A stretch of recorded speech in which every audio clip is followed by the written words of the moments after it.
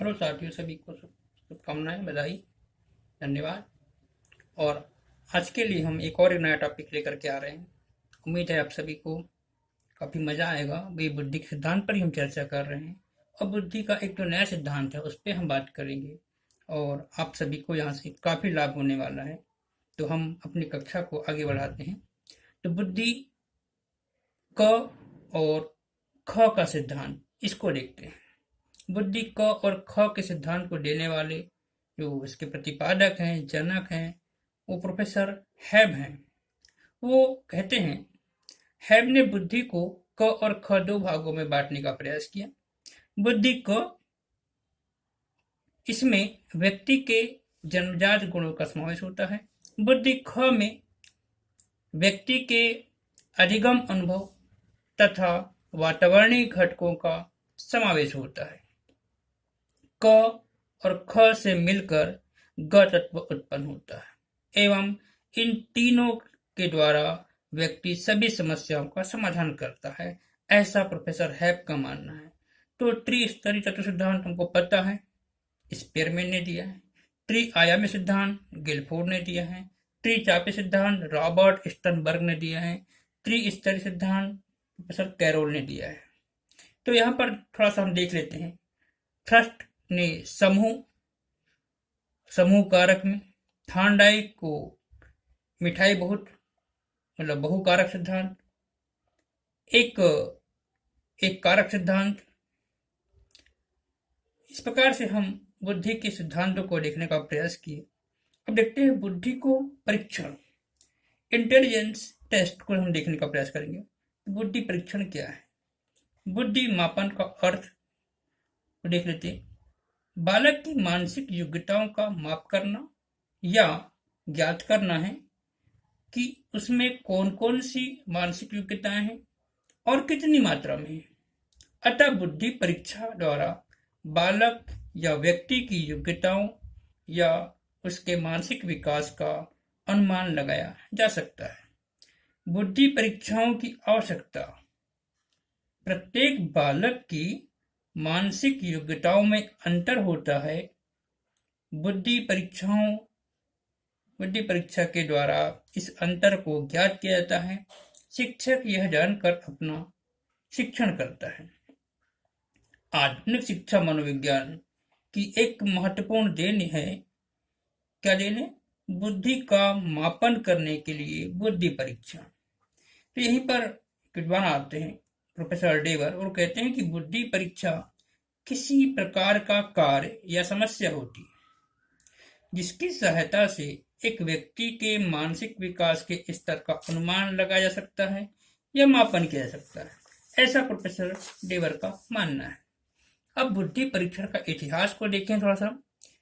बुद्धि बिजली के समान है जिसे परिभाषित करने की अपेक्षा मापन करना आसान है।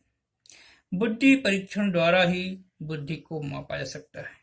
तो बुद्धि परीक्षाओं का प्रत्यक्ष प्रमाण हमें महाभारत काल में मिलता है। यक्ष और युधिष्ठिर का जो संवाद होता है वहां पर मिलता है। दूसरा है, यूरोप में बुद्धि परीक्षा की दिशा में पहला कदम उठाया गया 18वीं शताब्दी के आसपास।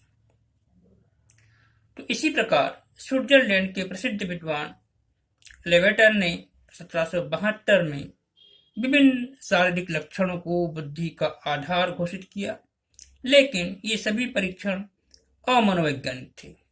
तो हम देखें, पहला परीक्षण जो है मानसिक परीक्षण, मेंटल टेस्ट, और इस शब्द का प्रयोग सर्वप्रथम 1890 में प्रोफेसर कैटल ने किया।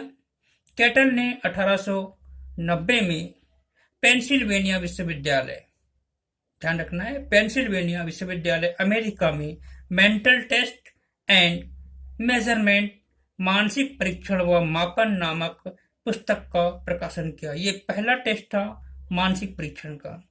दूसरा है 1879 में विलियम उंट जो कि जर्मनी के रहने वाले ने जर्मनी के लिप्जिग नामक नगर में प्रथम मनोवैज्ञानिक प्रयोगशाला स्थापित करके बुद्धि मापन के कार्य को वैज्ञानिक आधार प्रदान किया। ये दूसरा था 1879 में।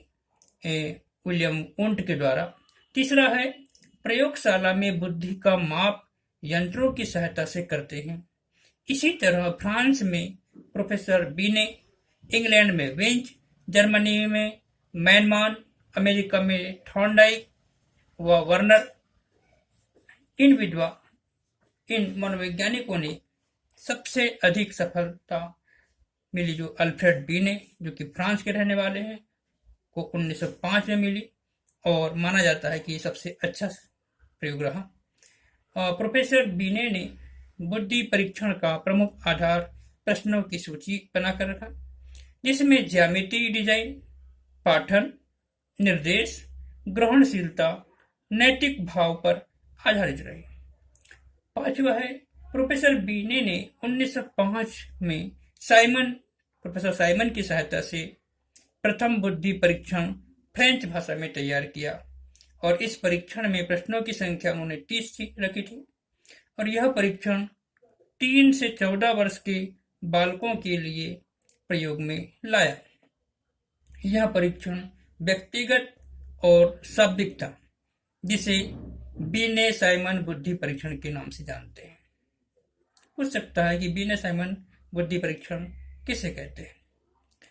बीने साइमन बुद्धि परीक्षण में पहली बार संशोधन 1908 में व दूसरा संशोधन 1911 में किया गया तथा इसका अंग्रेजी में अनुवाद गोडार्ड नामक मनोवैज्ञानिक ने 1911 में किया, जिसमें प्रश्नों की संख्या को बढ़ा करके 59 कर दी।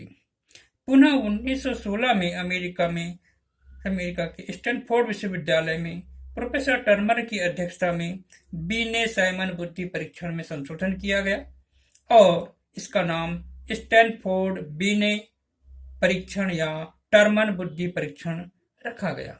अब इसमें प्रश्नों की संख्या बढ़कर 59 से 90 कर दी गई, जिसमें 59